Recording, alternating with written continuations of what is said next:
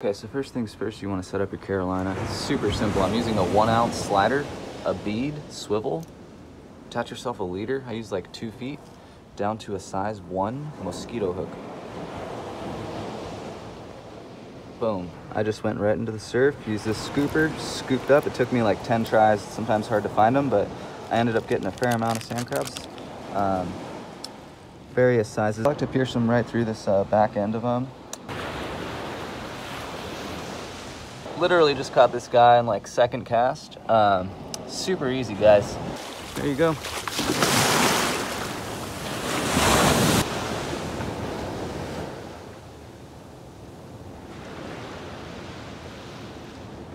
As easy as that.